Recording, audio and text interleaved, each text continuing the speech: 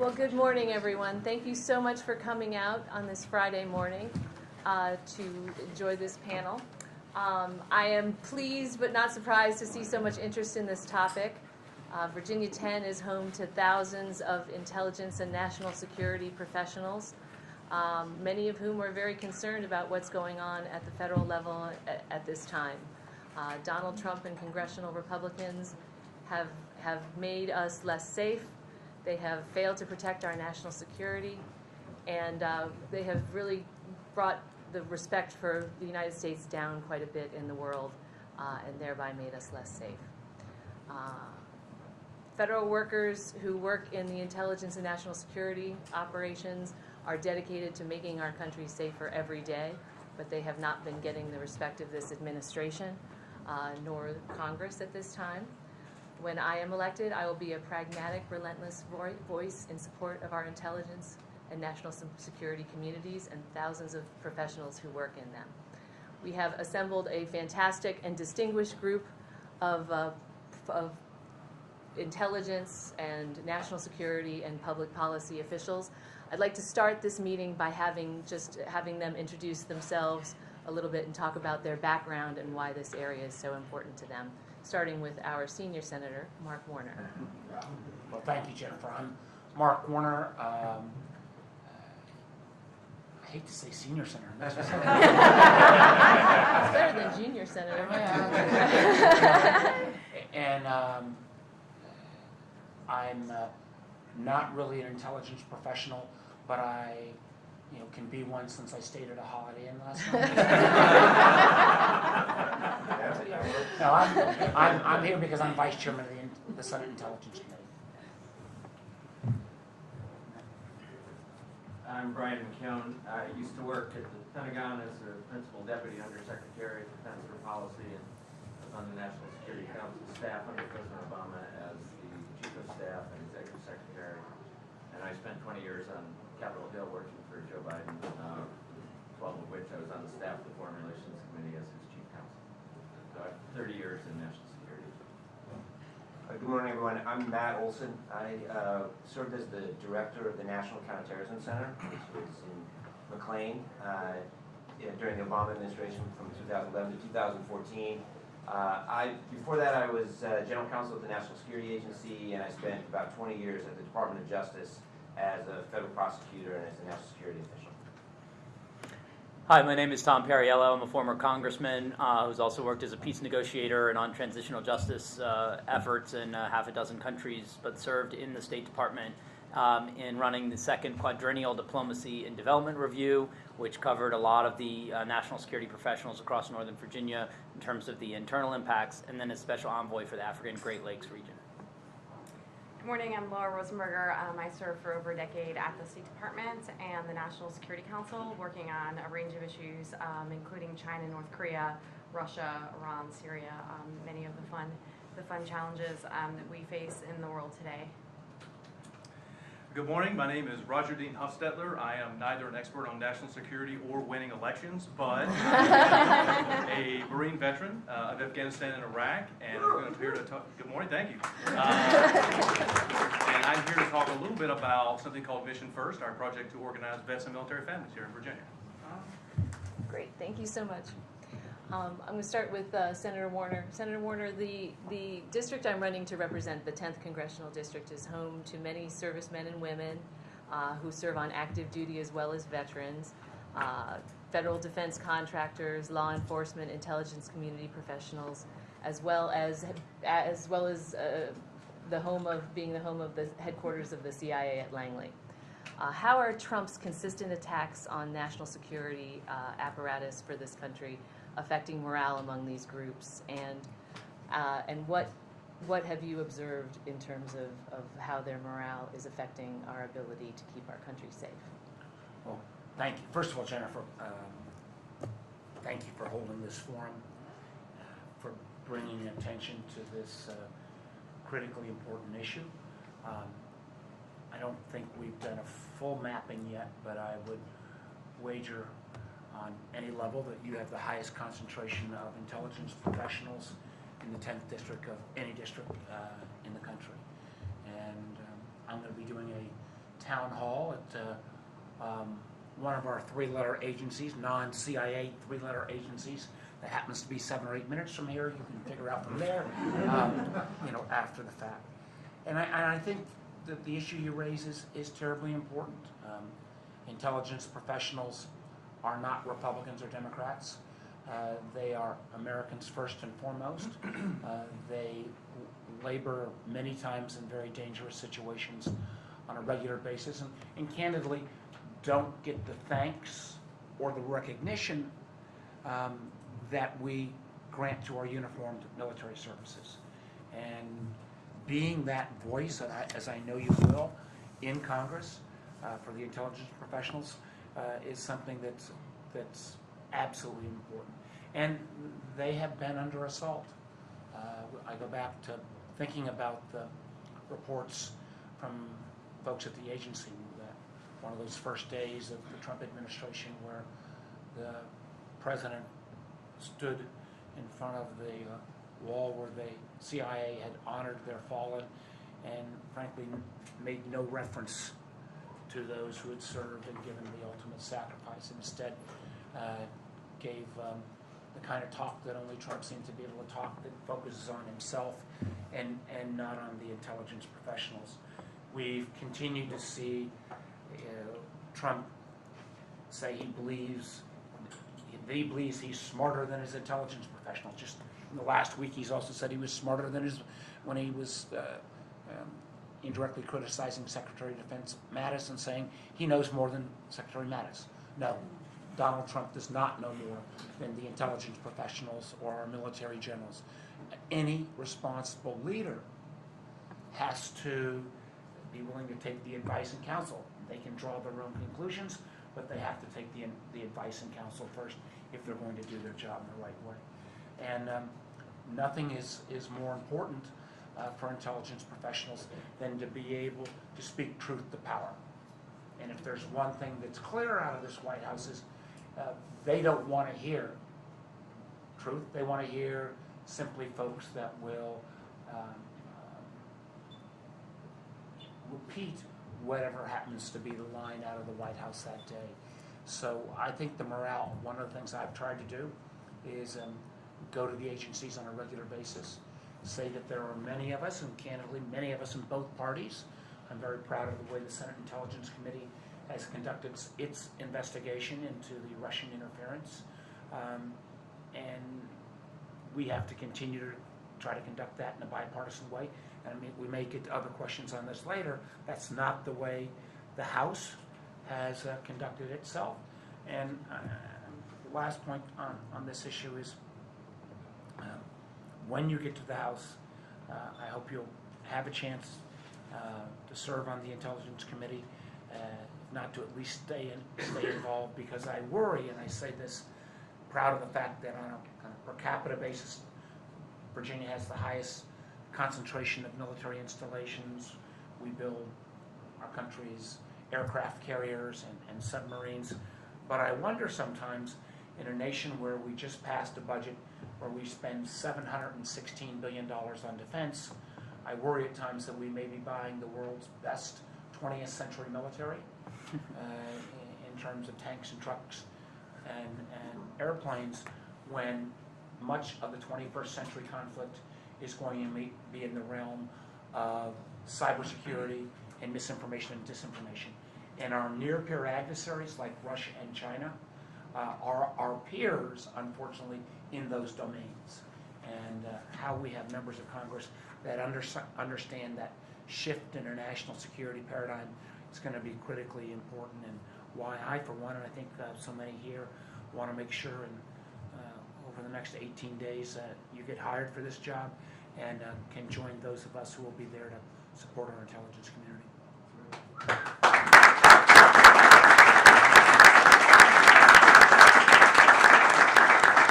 Thank you, Senator.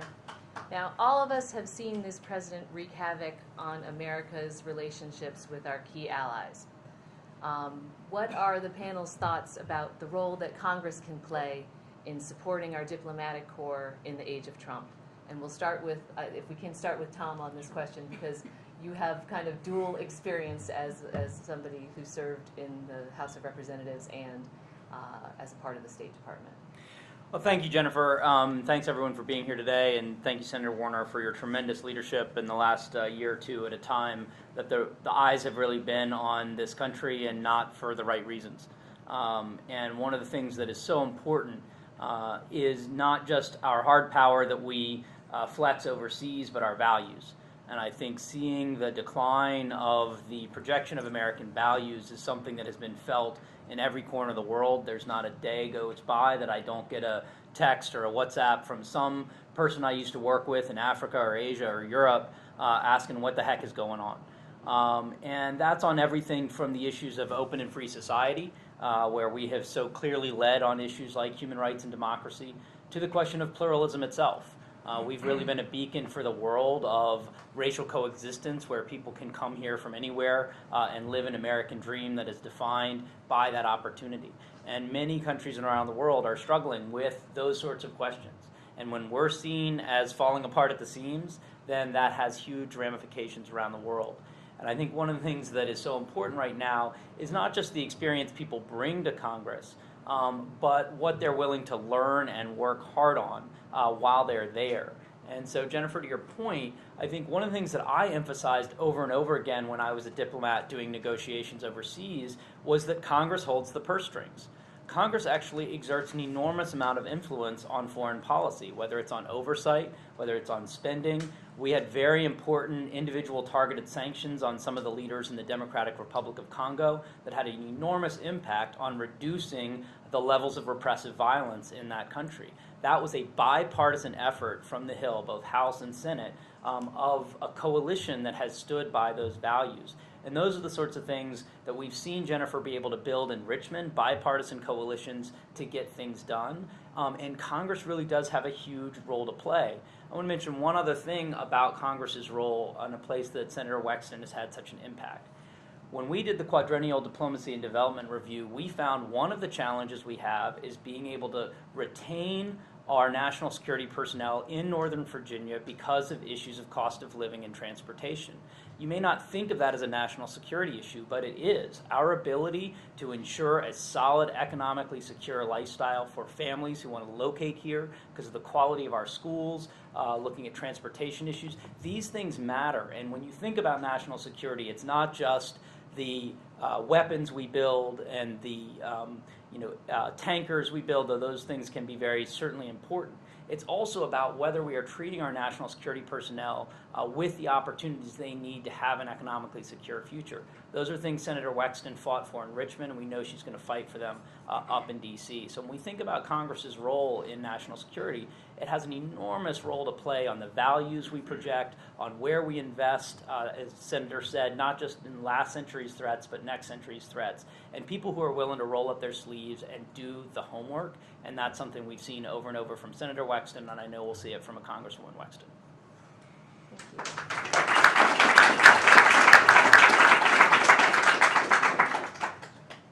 Since Trump took office, we've seen an unprecedented reluctance to trust his own intelligence community.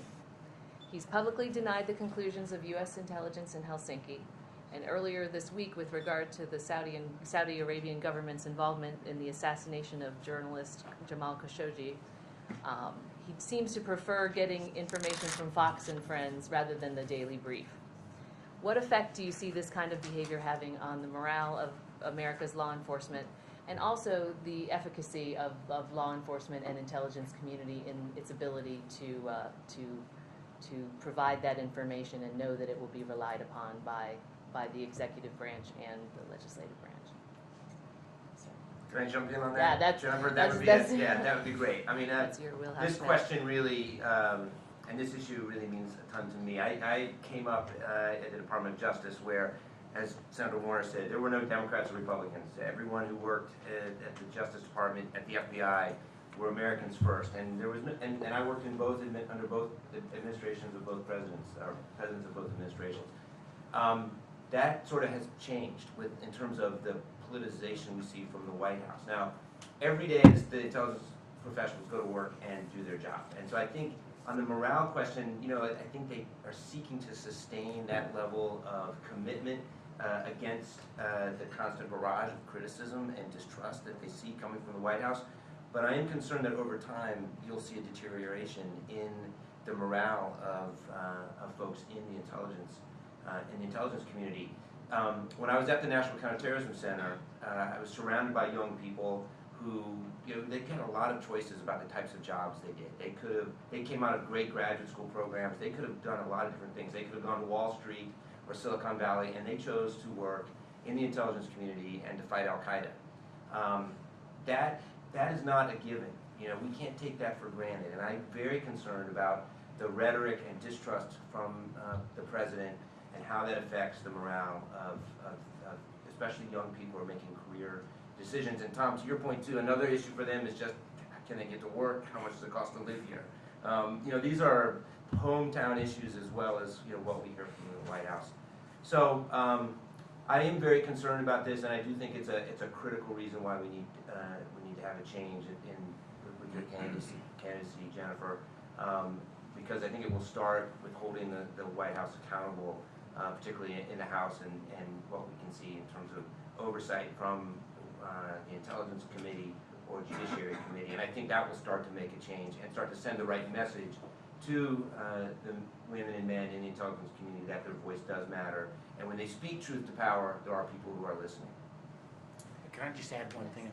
Matt did a great job, and we'll miss him. He really did a spectacular job. But one item, in echoing what Tom has said, that we need to still make progress on, we're starting to, but that is the backlog in security clearances. We had gotten to the point where we had a 740,000 person security clearance backlog. That's crazy. If you want to be a young person joining the CIA, average time to get your clearance was 535 days. Young men and women who want to do mission are getting held off because of security clearances. We still have retired FBI agents going out and checking people's college transcripts rather than doing it online or checking somebody's criminal record history. There are smart ways. We're starting to bring this down. Again, this doesn't fall on a Democratic or Republican basis, but not only for folks who serve directly, but you will have in your district lots of folks who are contractors, and we see examples where somebody may be working in one part of DHS and they're transferred to another project inside DHS. It will take them over 100 days to get their clearance transferred over.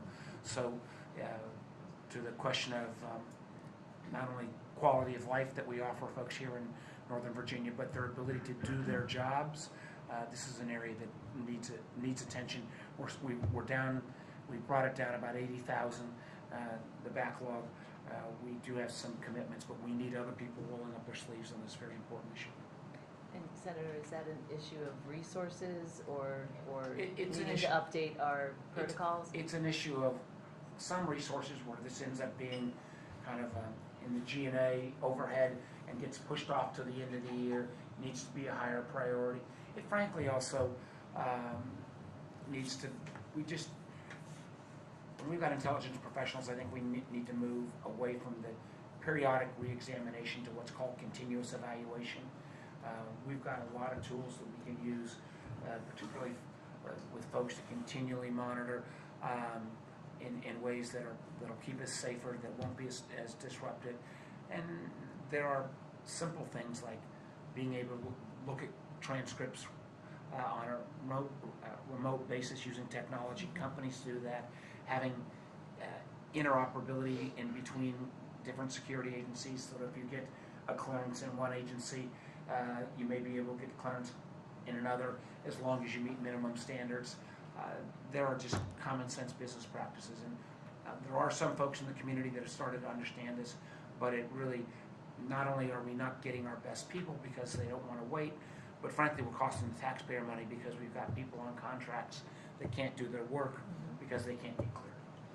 Can I just say a couple of things quickly? One, it's not just that the president doesn't lead the intelligence community. He's been attacking the intelligence community and the law enforcement community.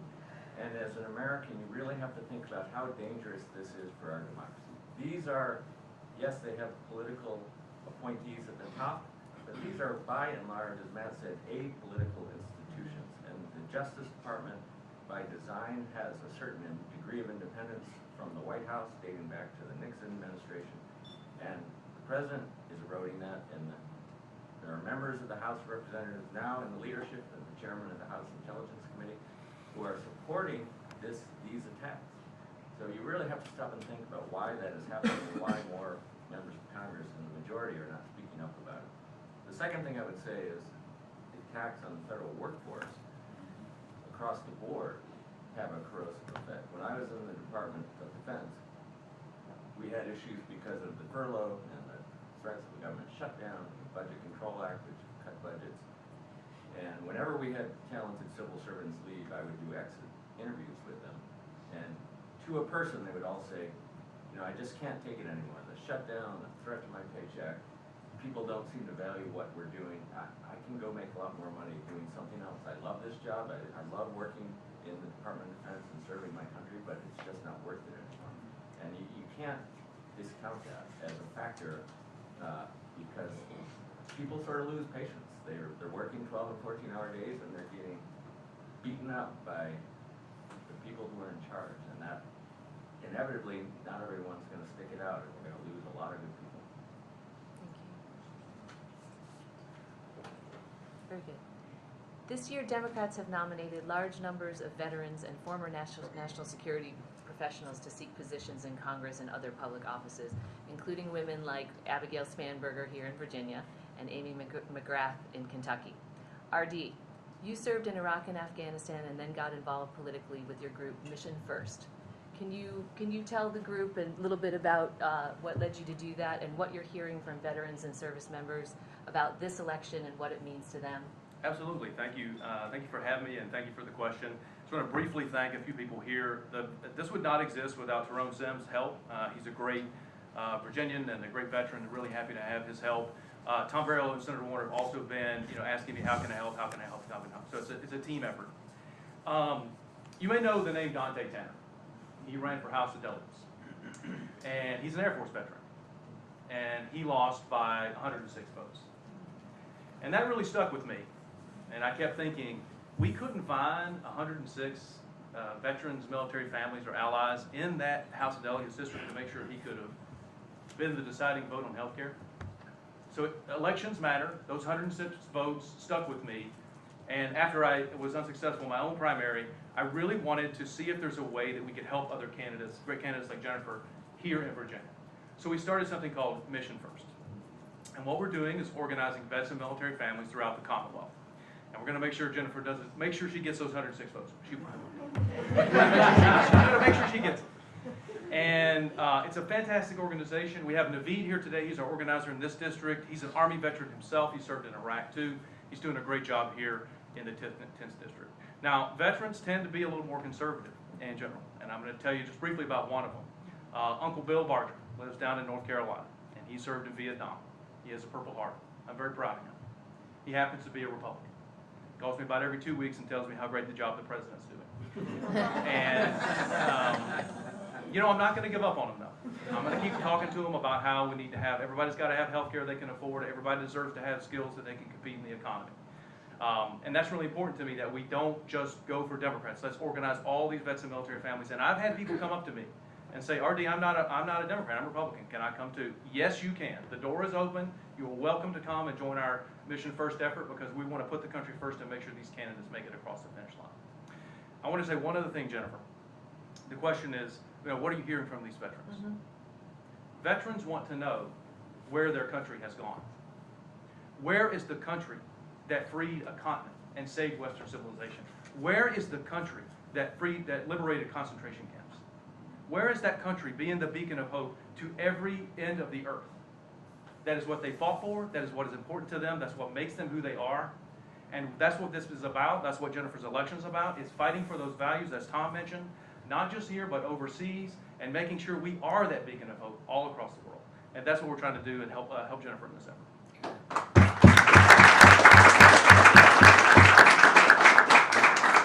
Thank you, RD. And that's really consistent with what I've been hearing on the ground as well. I was at an event earlier this week where I met a gentleman and some of his friends who were veterans who are now federal contractors, and they said, you know, that ordinarily they would their instinct would be to vote Republican, and that, you know, and that's what they had historically done, but that this year they really felt that the Republican Congress had let them down and were not holding the president accountable.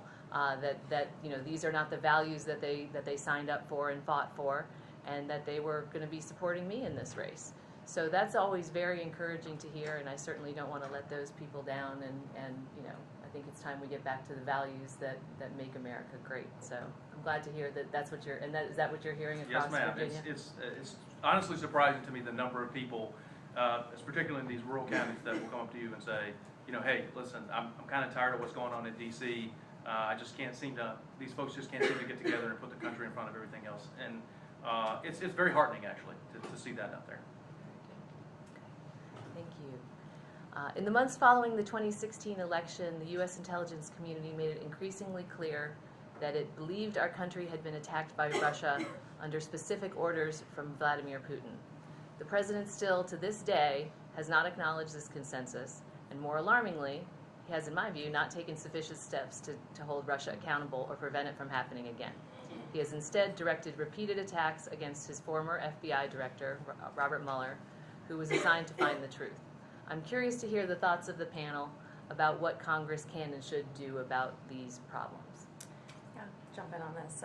You know, to me, from a national security perspective, one of the most disturbing things about what you just said, rightly, is that our country was attacked. Our country was attacked by Vladimir Putin, and instead of coming together to deal with this problem, the President and Congressional Republicans have politicized this issue and driven us apart.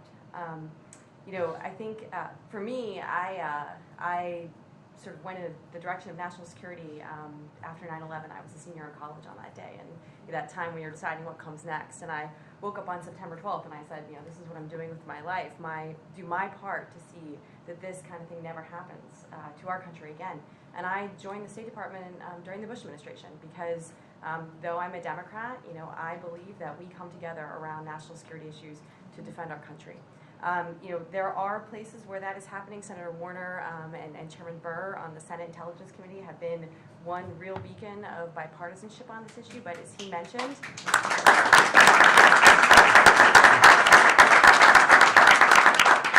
It's kind of sad when that has to become an applause. it's true.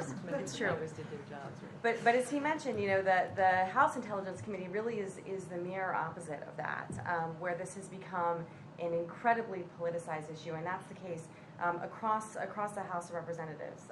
And I think that one of the most important things, you know, when Democrats take control of Congress in November, is going to be able to really reach some bipartisan solutions around the set of issues. The good news is that in terms of what Congress can do, there's actually numerous pieces of legislation that have already been introduced, many of them with bipartisan support, that are ready to go, that would do things like, you know, providing greater cybersecurity for our election systems, that would do things like ensuring that we have the same transparency and disclosure on political advertising online that we do offline, to make sure that Russia and others can't buy political advertising to influence our elections. You know, the kind of work that's being done with the tech companies that Senator Warner and Chairman Burr have been doing, I think could really be replicated on the House side, and is a real place where we need leadership. As Senator Warner rightly said, you know, the 21st century battles that we're going to be facing are not necessarily with just aircraft carriers and missiles. It's going to be in artificial intelligence. It's going to be in information operations combined with cyber tools. These are the kinds of things where we need real minds coming together, focusing on these issues and really working on the challenges and developing solutions. And the other piece of this that I think is really important is, and this goes back to what RD was saying too, about sort of, you know, where has our country gone? Where has that beacon of hope gone? I spent a lot of time working with European allies who are also wrestling with these same challenges of Russia interfering in their democracies. And you know, they're so used to looking to the United States for help, for leadership, for answers. And I think that it's incredibly important. This is a global challenge, and we really need that kind of leadership, including from Congress, to be able to work with our partners and allies and really make sure that we can meet this threat. Because I believe that we can meet this challenge if we have the will to do so, and that is unfortunately what has been lacking to date.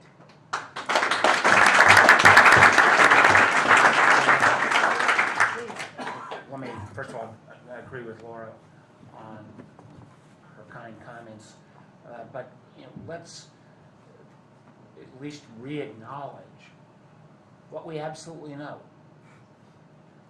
We know Russia massively intervened in our elections, and it was directed at the highest level.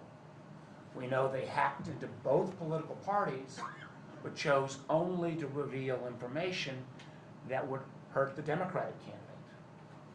We know they rattled the door and in certain states actually penetrated onto the voter files of over 21 states. We know they used social media in a way that frankly caught the US government and the social media companies off guard in terms of not only supplying and buying up political ads, but more importantly, creating a whole series of fake personas to go out and try to disrupt the election. And we also know that in almost every one of those areas, they did not stop in November of 2016. They've continued. Matter of fact, there are experts that have pointed out, Laura can probably speak to this as well, is that enormous spike in activity on both sides of the argument around the Judge Kavanaugh hearings of foreign activity and foreign bots. Now, two final points here. One is, and I don't think one of the things that Donald Trump understands, is that the words of an American president matter. Absolutely. In many ways, they may matter more even abroad than they do here at home. So the irony was through the Atlantic Foundation, we held a meeting of a number of parliamentarians, bipartisan, I had Marco Rubio there, countries that had also had Russian intervention. So we had 20 European countries meeting in Washington. And the irony was, Matt, the day we met was the day that Trump did such a pathetic performance with Putin in Helsinki. So to see all these countries, they were the Estonians and Latvians and Ukrainians and Poles and the Brits and the French, all countries where they had documented evidence of Russian intervention. To see an American president kowtow to a Russian president and accept his explanations, it's just crazy. To see this past week has been mentioned as more and more information will come out about what may end up proving to be just a brutal murder of somebody who had been living in Virginia, while maybe not an American citizen, but the president's unwillingness so far to call out the actions of the Saudi activity. So for that matter, stand up for journalists everywhere around the world. That's part, as Tom has so artfully said, articulately said, American values are represented by an American president. And when you don't hear commitment to human rights, when you don't hear commitment to a free press, people may take that as a sense that those aren't American values anymore. Well, they are. But an American president needs to stand up for those, and if not, an American Congress does. So and Laura's done some great work in this area. And one of the reasons why we have to continue to be on guard, because if you add up all the money that the Russians spent intervening in our elections, in the French presidential elections, in the British Brexit vote, where now there is a bipartisan British parliamentary inquiry, all that together, it's less than the cost of one new F-35 airplane. So this is both effective and cheap. So Congress does need to step up if the president doesn't do it. The Mueller investigation, which has got 5 convictions and 30 guilty plea and 30 indictments, needs to continue and be finished. Congress and particularly if the Democrats take the House, need to allow that investigation to come to its conclusion. You need to know the answers. And the ironic thing, as we think about elections just in 17 days, right? 18 days? 18 days. The candidate knows how many days. It will soon switch to hours. In a normal world, in a normal White House, after this kind of frontal assault, there would have been designated in the White House to be in charge of election security. What has the Trump White House done? They've not put anybody in charge of election security. They have not allowed a bipartisan election security bill to come to the floor of the Senate where it would get more than 90 votes. And matter of fact, they've done the opposite because they've eliminated at the White House level the cybersecurity position. So we are less prepared at the White House. Now the good news is in Virginia, and we've got a number of members of the House of Delegates here, and your job work in the state Senate, Virginia has stepped up. We have made sure that every polling place in Virginia has voting machines that have a paper trail, so there is the ability to audit that is desperately needed. We're not able to say that about every state, including key states like Pennsylvania, because this White House and the majority leader in the Senate will not allow a broad-based election security bill, bipartisan bill, to come to the floor. Thank you, Mark. All right, for my final question, it's a very broad one for the panel, but we have a fantastic panel for this. What do you see as the greatest threats or as major threats to America from a national security basis for the next 10 years or so? What do you see as the big threats? Anybody want to share? I know it's a broad question. Yeah, I'm happy to sort of elaborate a little further. I mean, I'm deeply worried, particularly when we look at the way that the Chinese government is developing and investing in technology, and particularly artificial intelligence. Very, very data-centric tools that it has coupled with heavy surveillance domestically, but it is beginning to export to other parts of the world. So China has this initiative called the Belt and Road Initiative, which is ostensibly an economic and trade sort of program, but is really actually very strategic from a Chinese government perspective. And China is exporting these high-tech tools, high-tech surveillance operations, the ability for authoritarians to exert more efficiency in how they are controlling their populations, to Africa, to Latin America, but by the way, increasingly to parts of Europe, where the digital Silk Road, as it's often called, is actually being laid. Chinese technology companies, telecommunications companies like Huawei and ZTE, which of course have been the subject of a lot of discussion in the United States about how to protect ourselves against some of these threats, are being incorporated into the telecommunications systems of NATO allies. And this is going to create enormous vulnerabilities not too far over the horizon in terms of how we think about our security, our work with our allies, and how we're able to secure ourselves in the 21st century. So, at the same time, we have our technology companies, some of whom are more willing apparently to work with the Chinese Communist Party than to work with the Pentagon. And so we are at risk of falling very quickly behind in the new arms race in the sphere of artificial intelligence.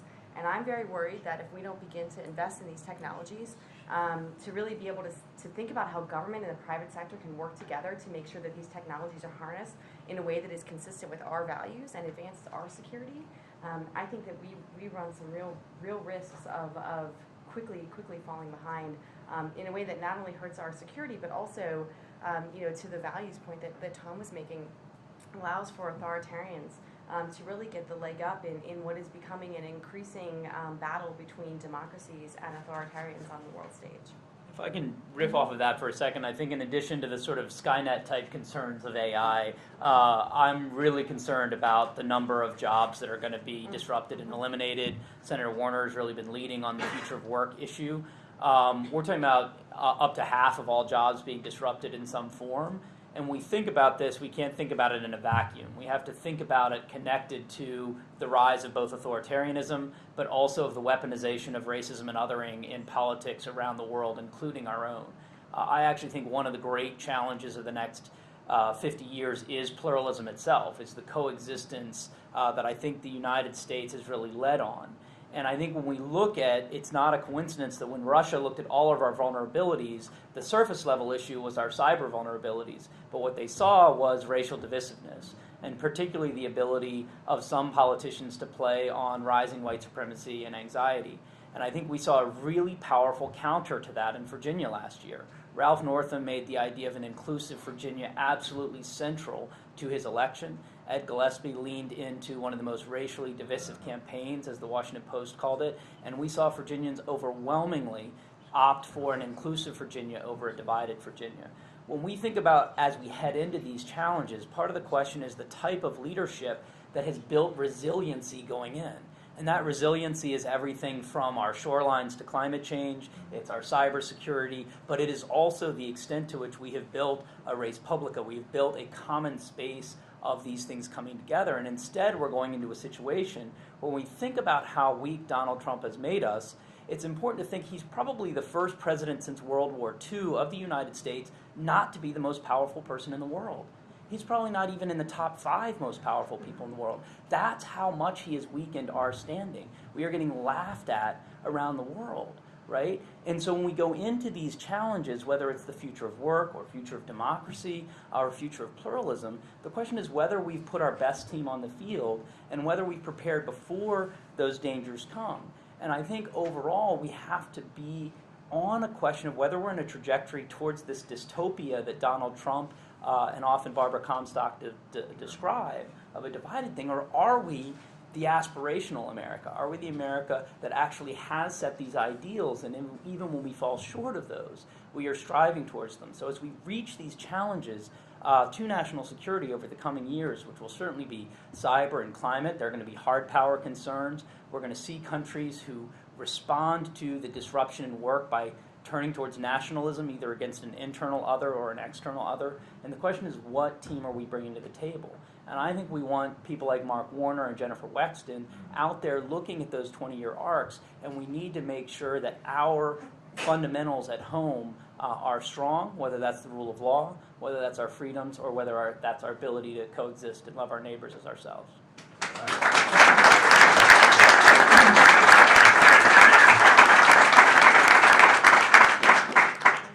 Sure, I'll pick up right where you left off, Tom, because if you look out, the way you framed the question, Jennifer, 10 years, it's really hard to even predict what the national security threats will be. We know we're going to face great power conflict, Russia, China, asymmetric threats, cybersecurity, terrorism, technological competition, the way we've talked about AI. But I think what you put your finger on it, Tom. What's going to help us? What's going to lead us through those threats?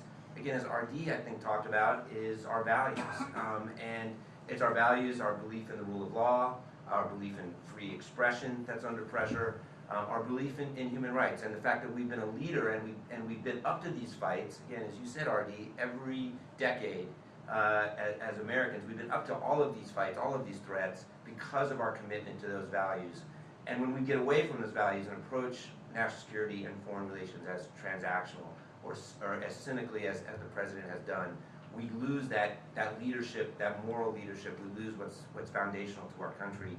And that, if you ask me, what the greatest threat to us going forward is moving away from those values as we face the inevitable threats we will face going in the next 10 years. So I'd say a couple different things. I agree with everything that's been said, but one of the biggest threats we face is the changing climate.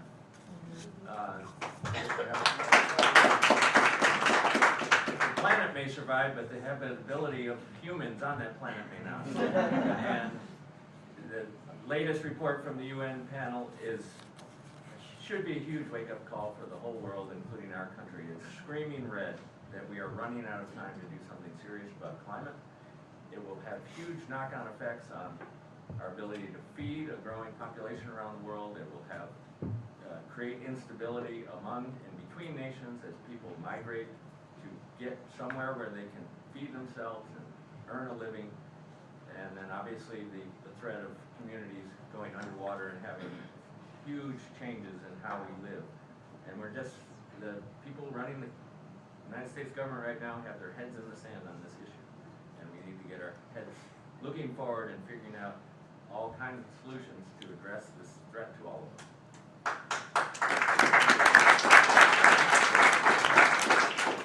thing is, people in national security sometimes forget about it, but economic security is national security. And we need to have a stable fiscal situation in order to invest in the future, to address climate change, clean energy, education, transportation, you name it.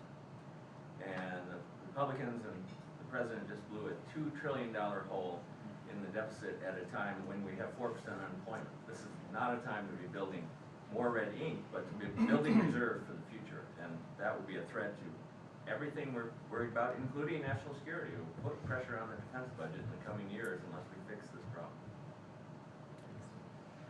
Well, I want to thank everyone so much for coming today and this amazing panel, which has given us so much to think about, but also, for me at least, a great feeling of optimism as we go forward, because I know that we are better than we're showing the world right now. And I feel confident that on November 6th and beyond, we will show the world our true values as we move forward.